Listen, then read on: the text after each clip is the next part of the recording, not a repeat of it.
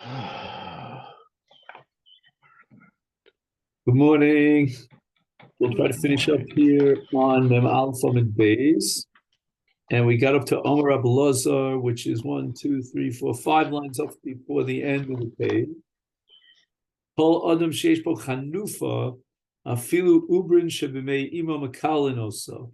So the Gemara is fighting a battle here against Chanifa, against those who flatter others. And we had a previous statement of Rabbi Lazar here about bringing Kas of HaKadosh Baruch Hu to the world. And we saw this in the case of the Agrippas HaMelech, where the Jewish people flattered him. Shenemar, what's the source for Ubrin Shebimei Ima Makalan, also a pasuk in Mishlei? Omer LeRasha Tzadikata, somebody who flatters the Rasha, the evildoer, and he says, "Oh, you're a great saint." Yikvu amim izamu leumim, v'ein kol ela klol, ein kol ela klol. So it says yikvu, and like we saw by Bilam, Kov Yikov, it's a klol, and they will curse him. Shenemar, it says that when Balak hired Bilam to curse the Jewish people, Ma ekov lo kabo kel. And then it says also yaza'amuhu, which means also yikaluhu. And it says in the next part of the pasuk, Ma ezom lo zoam Hashem. V'ein la'om ela ubrim. And the word le'umim here, the root of which is la'om, is an allusion to the fetus in the mother's womb. Shenemar, when Hashem responded to Rivka regarding the twins in her womb, Shnei goyim b'vitnechu, Shnei lumim mi'aychi paredu, uli'om mila'om yamatz. And what is la'om? It's a reference to the fetus, that one ubar will strengthen the other ubar. And it says shizamu leumim, and that means that even the ubrim are being makalim. So v'yomer Abelazar kol adam sheish bo chanufa nofel begehenim shenemar hoi pasuk Yeshaya haomrim lo rav tov la tov ra. They flatter those who are evil, and they say, "Oh, he's good." Maksiv akrov lachein ke'echol kash l'shon eish v'chashash lahava yirpa. So we'll read the English translation here. He says, "Therefore, as a tongue of fire consumes straw, and stubble will a flame pulverize, so will their root be like rot, and their flower like dust will be blown." So there's a comparison here between the retribution and the destruction wrought by fire and flame, and that's an allusion to Gehenna.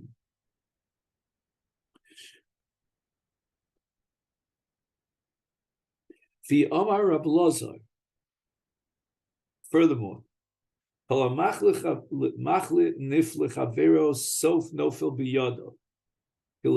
fall into his hand.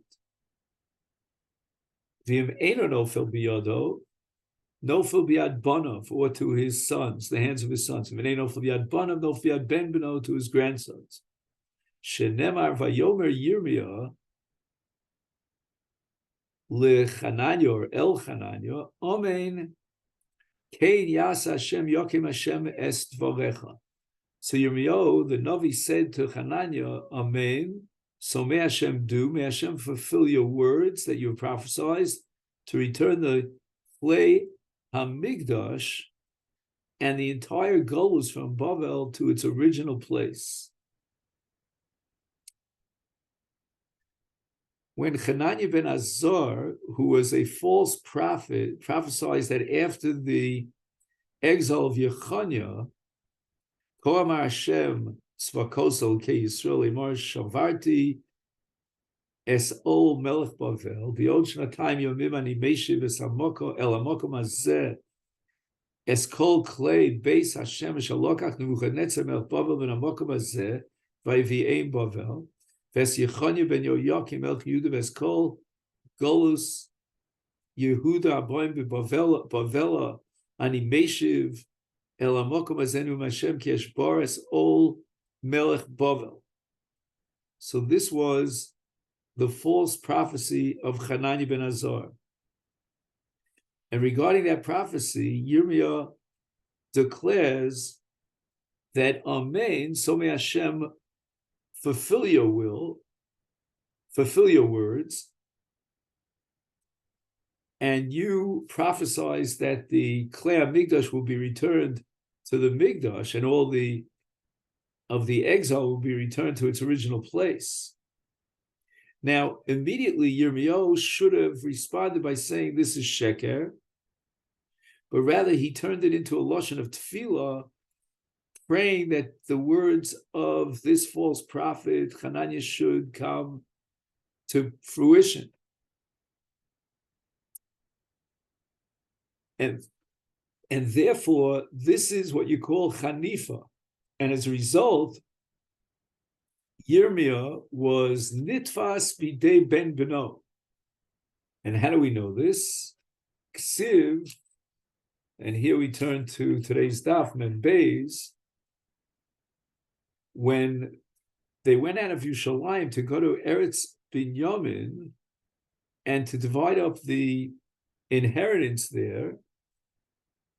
So the pasuk says in Perek Lamed Zayin of Yirmiyahu, it says, Vayehi hu, which is a reference to Yirmiyahu B'shar Binyamin, which is one of the gates of Yerushalayim.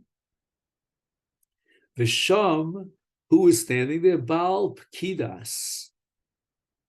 Okay, what's Baal Pkidas? He says it's a memuna lishma shelo yetze ish min ha'ir lahashlim im hakazdin. And what was the name of this Baal Pkidas, who was in charge of guarding the gates? Ushmo Yir'iyah ben Shlemya ben Hananiah. And this Hananiah is Hananiah ben Azar, the false prophet. So that this Baal Pkidas is none other than the grandson of this false prophet Hananiah. Vayitfos, and this guy by the name of Yar'iyah grabs Yirmiyahu Navi and he accuses him like a libel, Lemar, Elakazdim Atanofel. You're trying to connect yourself with our enemy, the Kazdim. Vayomer Yirmiyahu, Sheker. This is a falsehood. Ain't any Nofel Elakazdim. And this Yir'iyah did not pay any attention to Yirmiyah's words. And Vayitfos, Yir'iyah bi Yirmiyahu, Vayavi'eu el Asorim.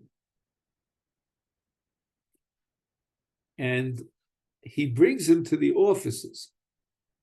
And the subsequent verses go on to describe how the officers then beat Yirmiyahu, cast him into a dungeon for a long time. Thus Yirmiyahu fell into the hands of the grandson of Hananiah, whom he had flattered.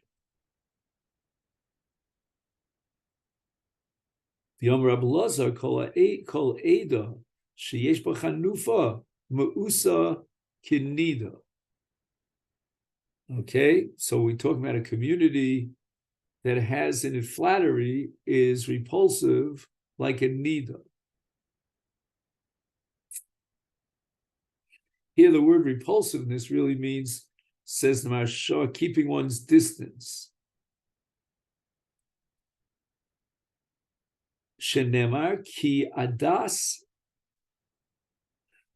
pasuk in Eov, ki adas chanef, the congregation of flatterers, galmud, forlorn, shekain, v'krachei hayam korim lenida galmuda. So this word Galmud is an allusion to a nida. My Galmuda. Why does the word Galmuda allude to Anita? Kumula Dami Baila. She's separated from her husband. Yomer Abulaza Kaleda Sheshba Chanufa L'Sof Gola will go into exile. It says here, and this was the pasuk in Yeshayahu Novi that we saw. Ki adas. No. This was the pasuk in Eov. Sorry. Ki adas chanef galmud. For the congregation of flatterers is forlorn. Forlorn means separated. And then Siv Hasam, there in Yeshaya, it says, Ve'amart bilvavech mi aladlius ele, vanish shkula v'galmuda gola v'sura. And you will say in your heart, who has begot me these? For I have been bereaved and forlorn, an exile and a wanderer. So the expression of Galmuda is used here in context of Golus, exile. Omer Rav Yirmiyah bar Abba, Arba Kitos Ein Mekabels Pnei Shechina, Bas Leitzim, Kas Leitzim, V'kas Chanefim, V'kas Shkorim, V'kas Mesapri Loshen Har. So on this list of 4 classes of sinners that do not receive the divine presence, we have Kas Chanefim.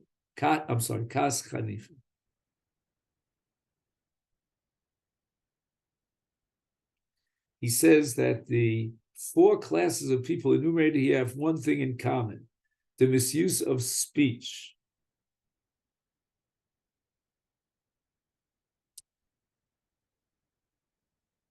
Bas Leitzim, now Rabbi Yirmiyah is going to expound upon this statement. Tichsiv, as it says in Mishlei, Mashach Yodo es Lotzitzim.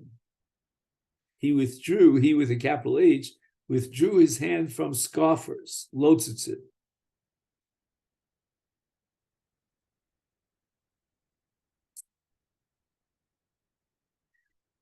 Kas Chanifim,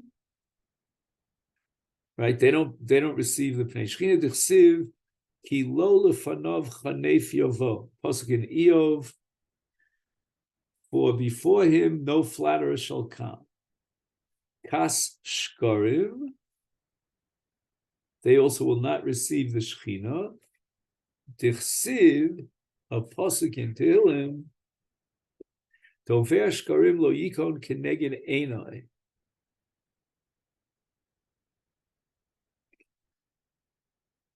One who tells lies shall not be established before my eyes. Kas mesapri loshen hara d'chsiv ki lo el chafetz resha ato lo yegurcha ra. For you are not a God who desires wickedness. Evil cannot abide with you. Sadik atah Hashem lo yagur b'mgurecha ra. You Hashem are righteous, therefore evil cannot dwell in your abode. And the reference here is to those who speak Lashon Hara, because later on in the same kapitel, which is Kuf Alf, it says in Pasuk Yud, for there is no sincerity on the lips, their throat is an open grave, their tongue slippery.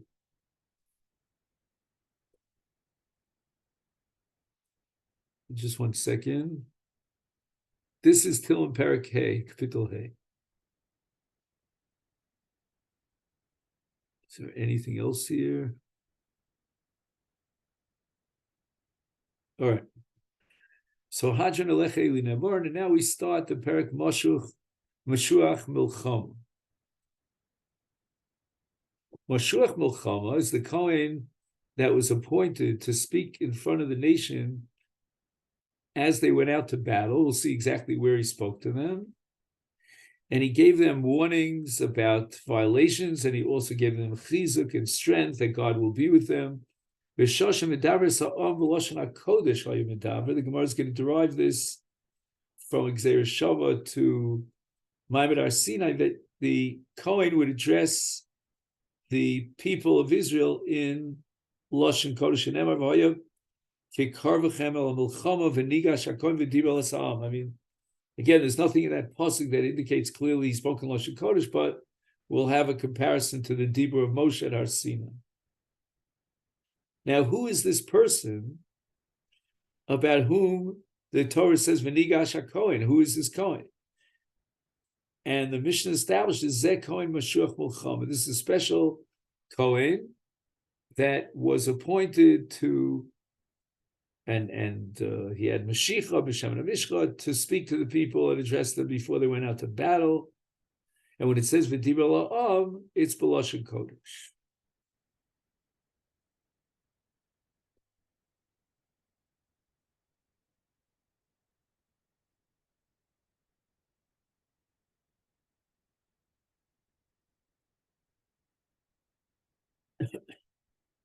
The Amar Aleim Shema Yisrael. Yeah, this is all in the 20th chapter of Devarim. Atem krevim hayom l'chom al oivechem. So what's the emphasis here? Al oivechem. I mean, obviously, if we're going out to battle, then it's against our enemies. But apparently, there were many civil wars between Jew and Jew, and therefore the Mishnah goes out of its way to darshan the parsha that Mashuach Milchama did not address the people when they went out to battle against a different part of Klal Yisrael. V'lo achechem lo Yehuda al Shimon v'lo Shimon al Binyamin. Now, we're not exactly sure what Shimon is doing here, but let's focus for a moment on Yehuda and Binyamin. He says that the milchama that the Mishnah is alluding to was between Shevet Yehuda and Shevet Ephraim. The Mishnah uses the term Binyamin because this Mishnah was formulated during the time of Bayis Sheni. By that time, all the Aseret HaShvatim had been exiled. And there were only two Shvatim left, and that's Yehuda and Binyamin. Now, Shimon is mentioned here because the Nachla, the area of Shimon, was muvlas. It was included in the Nachla of Yehuda. So it's logical to assume that when Yehuda remained behind and they did not get exiled, Shimon as well. And now the Mashuach Milchama is going to compare the enemies of Israel to, so to speak, a Jewish contestant, a Jewish Milchama.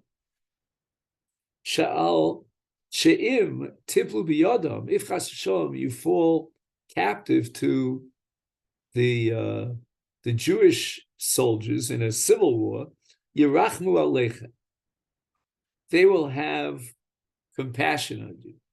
But we'll see later on in the Mishnah, but aleivechem atem olchem she'im tiplu biyadam ein merachmim aleichem. Now, how do we know that if you fall into the hands of your Jewish enemy, you will receive compassion? And now we're looking in Devarim Beis, Divrei Yom Beis, Perek Chav Ches.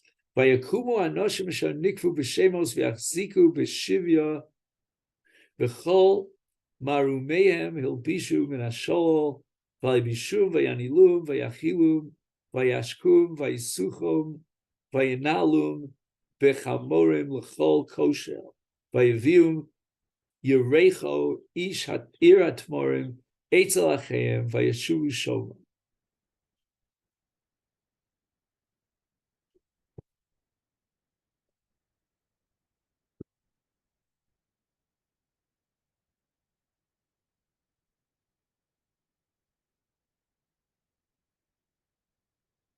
And the men of Israel,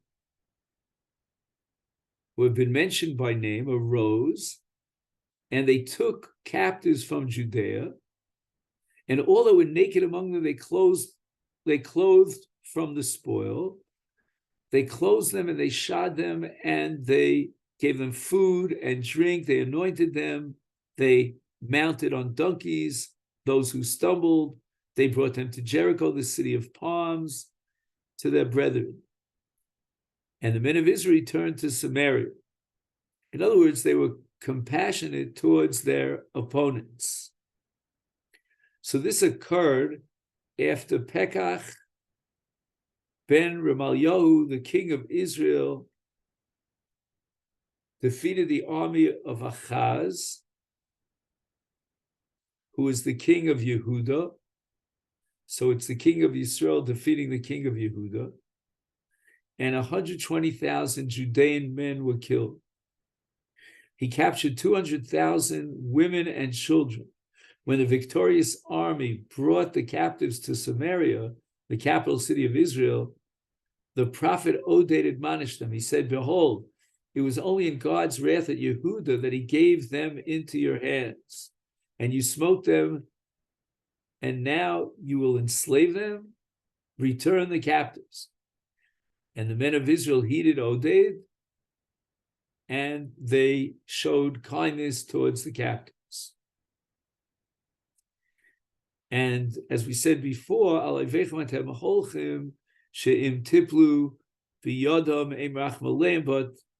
against your mortal enemies, you fall in their hands, they will show no mercy. With these words, the Kohen strengthened their resolve to fight staunchly, for none fight so bravely as those who know that their enemy will give no quarter. The Mishnah invokes battles between Judah and Simon and Binyamin. Okay, that we discussed already. The Kohen now continues. Al yerech levavchem val tiru v'al tachpozu, etc. Let not your heart become faint. Do not be afraid and do not panic. Do not be broken. So now the Mishnah is going to darshan each one of these words or phrases. Number one, al yerach levavchem, let not your heart become faint. Mipnei tzahoas susim, the loud noises of the horses of your enemies, v'tichtzuach haravos, and the glittering of swords. I don't know why he translates this as glittering. In the Hebrew translation, he says, "Ha'oivim mashmiim," they make these noises, but I think tzichtzuch means like when you sort of scrape one sword against the other. But he has glittering, so I don't know what glittering means. Sounds like the sun is glittering off the swords. I don't know. And then it says al tiru mipnei hagofas trisim v'shifas hakalgasim. He says that hagofas trisim is hakos hameginim. Meginim are the shields. So they bang the shields one against the other to make a loud noise. And shifas hakalgasim is ribu hachayolim. You hear multitudes of soldiers. Next, al techpozu. It's don't be overwhelmed. Mikol chronos. Chronos are the shofars, that they blew. So the enemies blew these shofars. V'al tartzu.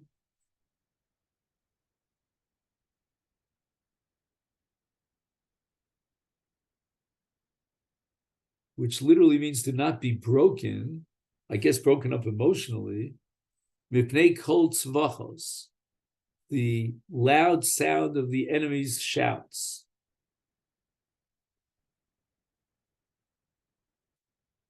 Now he says here, in the name of the Rambam, that these words of the Kohen Meshul Mechama are not merely an exhortation, but it's an actual command to the lochamim to cast away fear and rely upon God.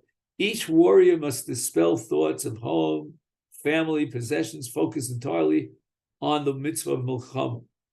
One who allows fear to enter into his heart has transgressed the prohibition of let not your heart become faint, do not be afraid.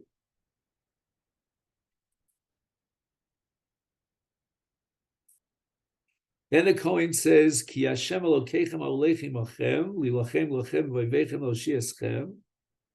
And the Mishnah explains, Haim, the Goyim, Boim b'nitzchonu shel basar v'dam, right?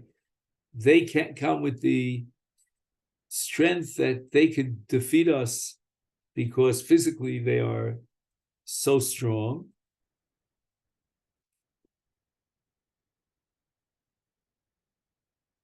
The strength of flesh and blood. You come with the strength of Hashem. The Kohen urges the Bnei Yisrael to banish fear. The Almighty is warring on their behalf, and there's no reason for fear. They came with the strength of their champion, Goliath. But at the end, at the end, he fell by the sword, and they, the Plishtim, fell with him. King Shaul and the army of Israel were arrayed outside the Philistine army. Every day for 40 days, the Philistine champion Goliath stood forth, reviled against the king and against Israel, and blasphemed against God. All feared to meet him in battle until David, unarmored and weaponless, went forth with the name of God on his lips. He smote Goliath, and the Philistines fled.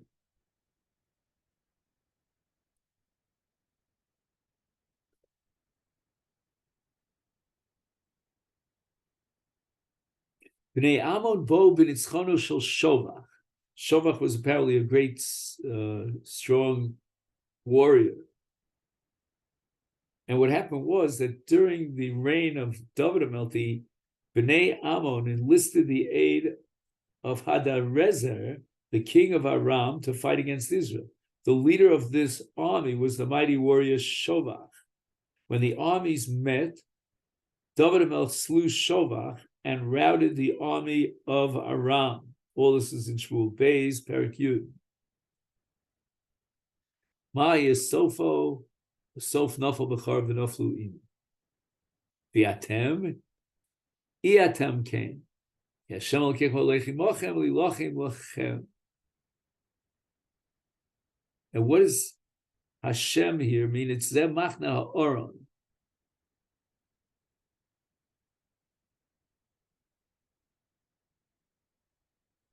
Which literally translates as the camp of the Holy Ark, which accompanies Israel into battle, and with God as your champion, you will prevail. Now, there's a machlokes exactly how to interpret our Mishnah. One view is, according to many Rishonim, that not only did the Kohen Mashuach B'cham recite the psukim, but he added all the commentary that we saw in our Mishnah, the encouragement, the explanation. It was all spoken by the Kohen Mashuach B'cham. And the Mishnah is providing, he calls it a template for the remarks. Each Kohen would say it a little differently. However, there's another view that's expressed here by the Be'er Sheva, that the Kohen limited his remarks to the recitation of the actual scriptural verses, meaning the psukim themselves. He added no commentary. The Mishnah's comments on each verse are the Mishnah's own exegesis, and were not spoken by the Kohen Mashuach B'cham. And now we're up to the Gemara. How does the Mishnah derive that the Kohen Mashuach B'cham addressed the people b'lashon hakodesh? My ka'omar. What did he see in the words v'diber el ha'am? Hachi kama shenemar v'diber. Here in Mashuach B'cham it says v'diber. Lahalon, with regard to Kabbalas Torah, Omer Moshe Yidaber v'Elokim Yanenu b'kol. Again, the word dibur. Malahan, just like in the case of Kabbalas Torah, Moshe spoke the Lashon HaKodesh, Afkan, so to Mashuch Milchama spoke the Lashon HaKodesh. Tana Rabbanon, we learned it in Brisa. The pasuk says, "V'nigash hakohen v'dibra la'am." Yachal kol kohen sheyirtzeh. It doesn't say that there's a special kohen that was anointed for this person. Maybe any regular kohen. Talmud Lomar. A few psukim later, it says again in Dvarim Chav that v'dibru hashotrim. The shotrim would announce that miha ish asher bana bayis, etc., he should go back from, right, retreat from the Maroche Yisrael. Ma shotrim b'memuna, af kohen b'memuna. Just like the shotrim, whose job it was to be kofes ha'am, they had someone on top of them. Af kohen, here too, it's a kohen b'memuna.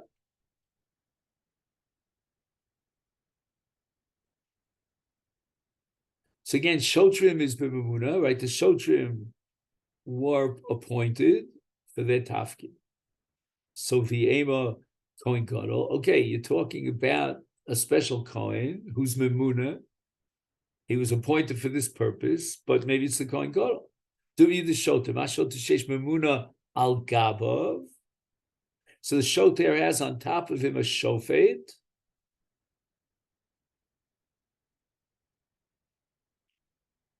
Which means that the shofet is going to tell the shoter that he has to give malchus to so-and-so.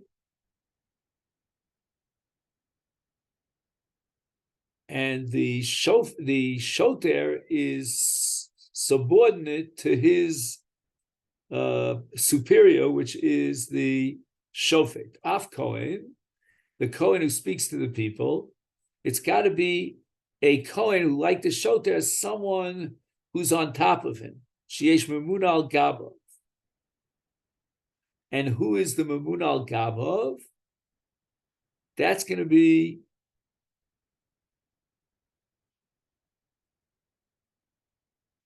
going to be the melech. Let's see if I'm right. Right. So again, we have to exclude a kohen gadol. Why? Because there's no one on top of the kohen gadol. So Gemara asks, what do you mean there's no one on top of the kohen gadol? Just like there's someone on top of the kohen mashuach milchama,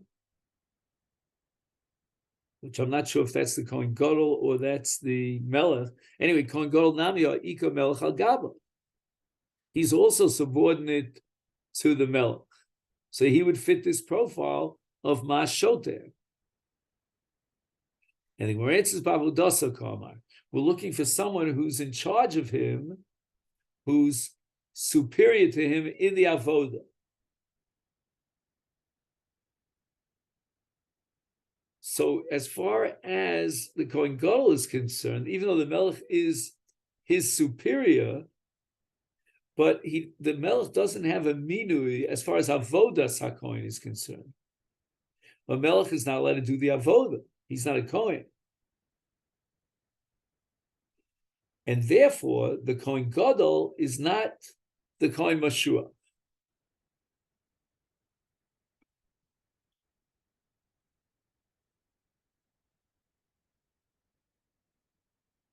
Now, there is a halacha that, for example, the Melech has to stand in front of the Kohen Gadol when the Kohen Gadol is communicating to the Urim V'Tumim, asking a question, getting an answer.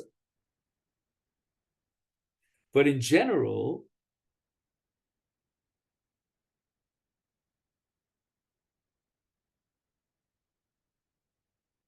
the Kohen Gadol,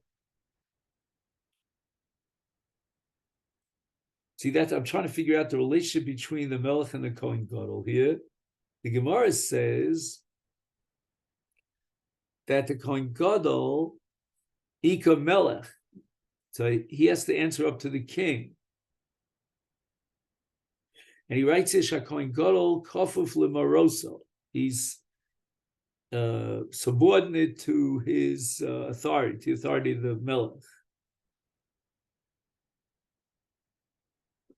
So there's a Gemara in Horios with regard to Kedima in Pidyon Shvuyim, and the first on the list is the Melech. So the Melech gets redeemed before the Kohen Gadol. Even though Kohen Gadol doesn't stand in front of the Melech,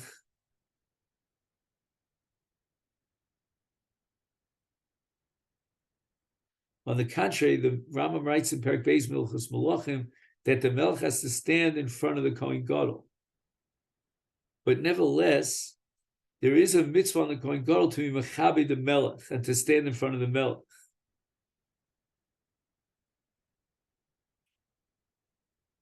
The Ema Skan, the Gemara asks, maybe the Kohen who's going to dress the people going out to battle is none other than the Skan Kohen Gadol, who was appointed to be the second in command for the Kohen Gadol. If the Kohen Gadol, for example, contracts Tumah and he can't do the Avodah, so the Skan will fill in for him. And Gemara says, Skan la Mamuna.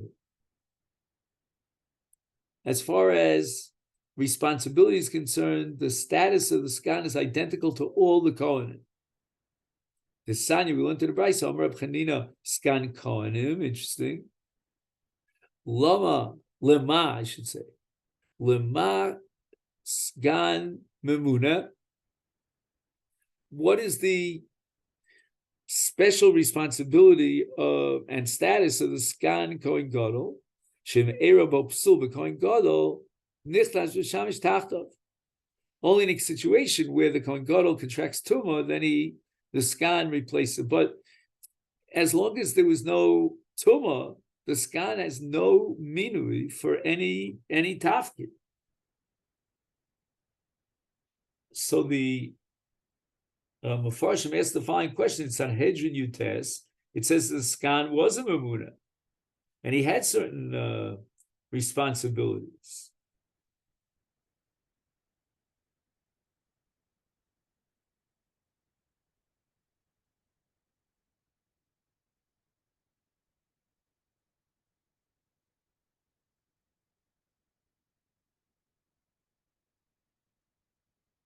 For example,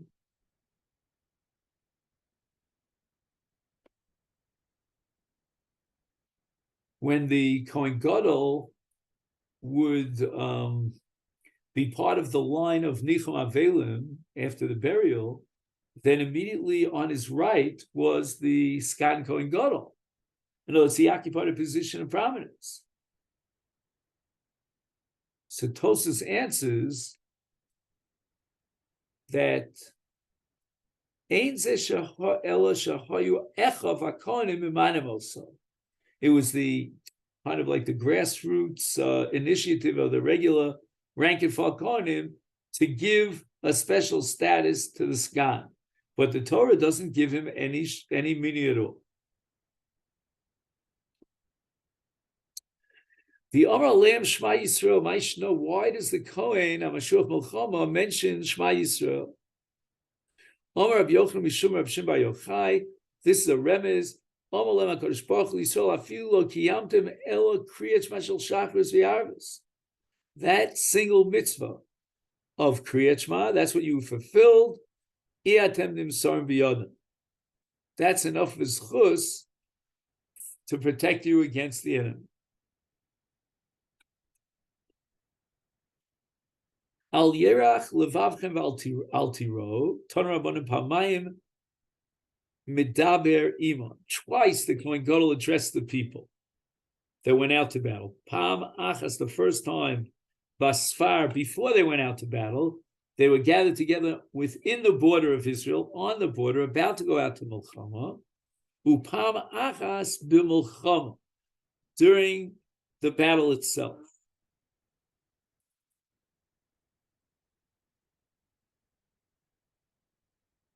Once at the border of Eretz Yisrael on the way to war, and once at the place of battle.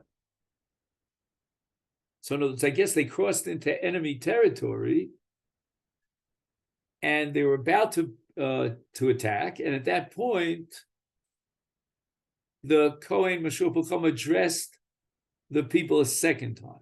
And now the Bryce is going to ask, what did he say to them in the first time? when they were gathered together on the border. And what did he say to them on the second time? Svarmau Omer.